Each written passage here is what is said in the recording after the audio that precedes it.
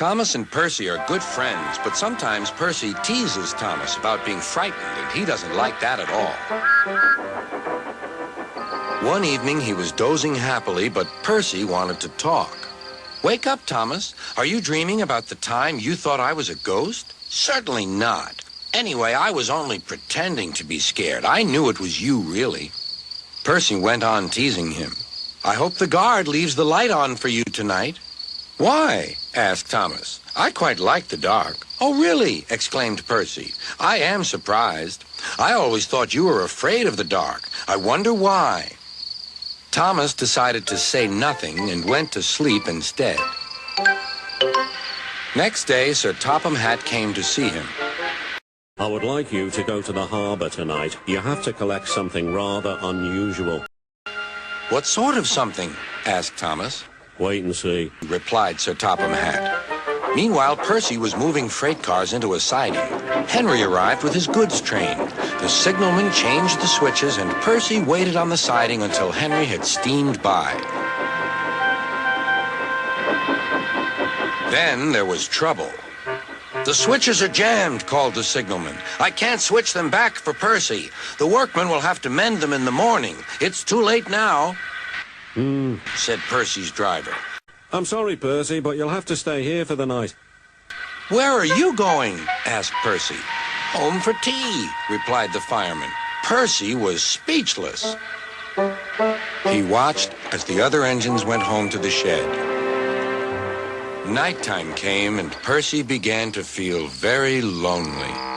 "Oh, dear," he murmured. "It's very dark."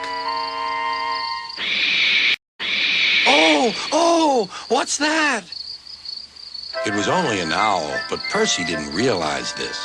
"Oh, I wish Thomas were here too," he sighed. Thomas was waiting for his mysterious load at the harbor. Suddenly, there it was. "Cinders and ashes," cried Thomas. "It's a dragon." "Don't worry," laughed his driver. "This dragon is made of paper. It's for the carnival tomorrow."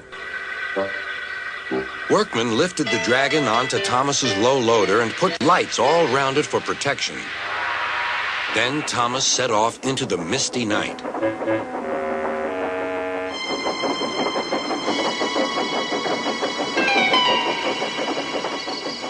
Percy was asleep on his siding and had no idea that Thomas was approaching him.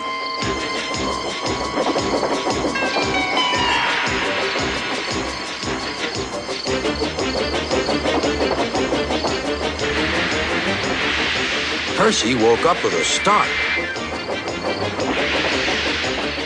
"Help!" cried Percy. "I'm not going to open my eyes until my driver comes." Next morning, the switches were mended, and Percy puffed back to the junction.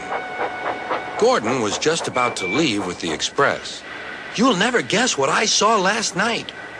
Gordon was in no mood for puzzles. "I'm a busy engine. I don't have time for your games." "I've seen a huge dragon. It was covered in lights." Gordon snorted. "You've been in the sun too long. Your dome has cracked." When the other engines heard the news, they laughed too. "Look out, Percy," chuckled James, "or the dragon may gobble you up." "No one believes me," huffed Percy. "Maybe I did imagine the dragon after all." But Percy soon found out that he hadn't. "Help! Save me!" cried Percy. "It's all right," whistled Thomas, and he explained about the carnival. "By the way, how was your night out?" Percy decided to tell Thomas the truth. "Well, Percy," said Thomas, "maybe we do get scared sometimes, but if we're not afraid to tell each other, then that means we're quite brave, too."